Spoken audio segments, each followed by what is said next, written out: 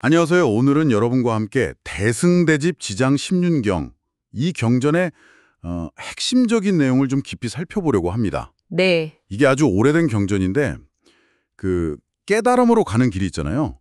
이걸 바퀴, 그러니까 륜이라는 상징으로 아주 강력하게 풀어내고 있어요. 네, 맞습니다. 이게 뭐 단순한 이론 설명서라기보다는요. 아, 그렇죠. 자비와 지혜, 그리고 그걸 실제로 어떻게 행동으로 옮길 것인가.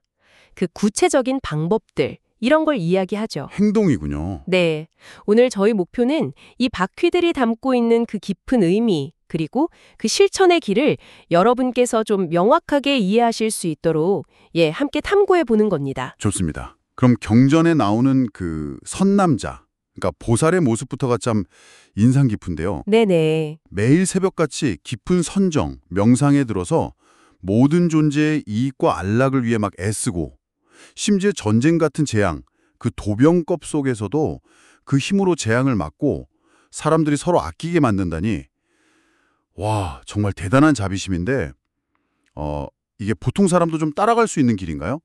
경전에서는 어떻게 이야기하나요? 아, 그거 아주 좋은 질문이십니다. 경전에서는 그 엄청난 자비심이 그냥 뭐 저절로 생기는 게 아니라고 봐요. 아, 저절로가 아니다. 네. 구체적인 실천, 그 실천을 통해서 발현된다는 거죠. 그리고 그 실천의 핵심 도구라고 할 수 있는 게 바로 보살이 성취하는 10가지 바퀴, 십륜입니다. 10가지 바퀴. 네.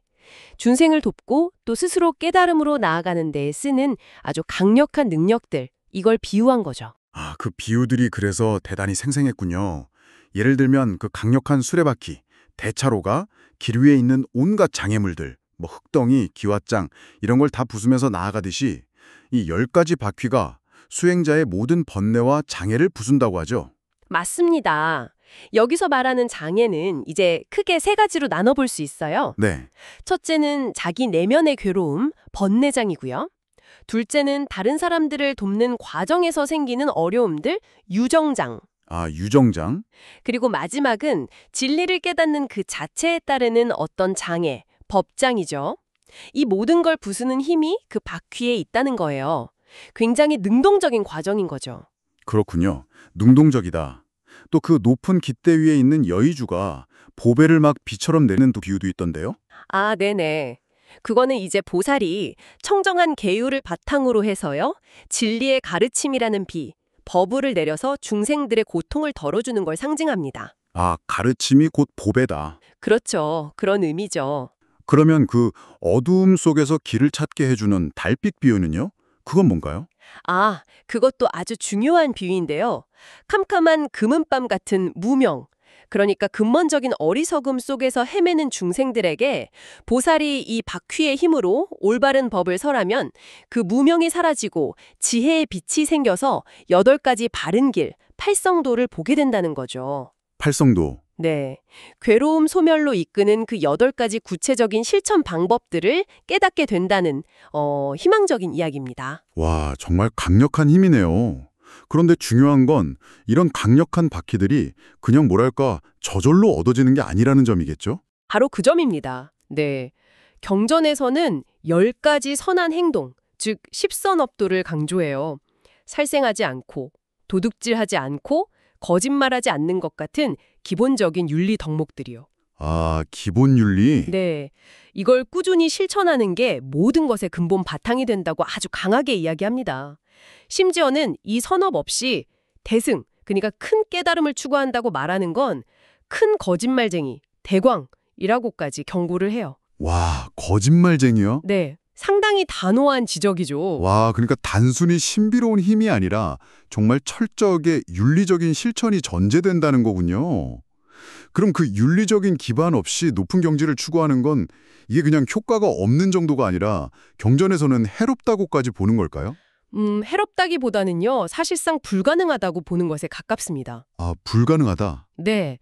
마치 기초 없이 집을 지을 수 없는 것처럼요. 십선업도라는 그 단단한 땅 없이는 반야, 즉 지혜와 대자, 큰 자비라는 박회를 제대로 굴릴 수가 없다는 거죠. 땅이 없는데 바퀴를 굴릴 수 없다. 그렇죠. 특히 세속적인 5가지 욕망, 오욕에 물들지 않고 오직 중생을 위해서 베풀고, 즉 보시하고 또 끊임없이 노력하는, 정진하는 자세를 강조합니다. 이럴 때 비로소 진정한 보살이고 다른 수행자들의 복받이 된다고까지 해요. 복받이 된다? 네. 그리고 또 중요한 게 올바른 스승을 찾는 것, 또 함부로 다른 가르침, 그러니까 불교 내의 다른 길들, 삼승을 비방하지 말라는 경고도 함께 나옵니다. 이건 수행에 있어서 폭넓은 관점과 존중을 요구하는 부분이죠. 심지어 다른 길을 막 헐뜯는 이와는 사귀지도 말라고 할 정도예요. 와, 다른 가르침에 대한 존중까지 굉장히 폭넓네요. 그렇습니다. 그래서 정리하자면 지장심륜경은 깨달음이라는 게 결국 내면의 지혜와 자비, 그리고 중생을 돕는 여러 방편들, 이런 강력한 바퀴들을 끊임없이 갈고 닦아서 굴리는 아주 능동적인 과정이라는 거죠. 네, 능동적인 과정. 네.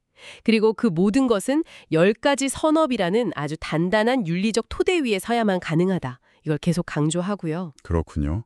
오늘 함께 나눈 이야기가 여러분께서 이 지장심륜경을 이해하시는데 좀 깊이를 더했기를 바랍니다. 네. 마지막으로요, 경전에 나오는 또 다른 인상적인 비유 하나를 여러분께 던져드리고 싶네요. 아, 어떤 거죠? 믿음, 신이라는 손과 계율, 계라는 발이 없는 사람이 큰 전쟁터에 나가서 싸우려고 하는 것에 빗대어서요, 수행의 기본 없이 큰 깨달음을 이루려는 태도를 경계하는 내용입니다. 아, 손과 발이 없는데 전쟁터에 나간다. 네, 여러분의 삶이나 또는 배움의 여정에서 스스로를 앞으로 나아가게 하는 가장 중요한 손과 발은 무엇일지 한번 생각해 보시는 건 어떨까요?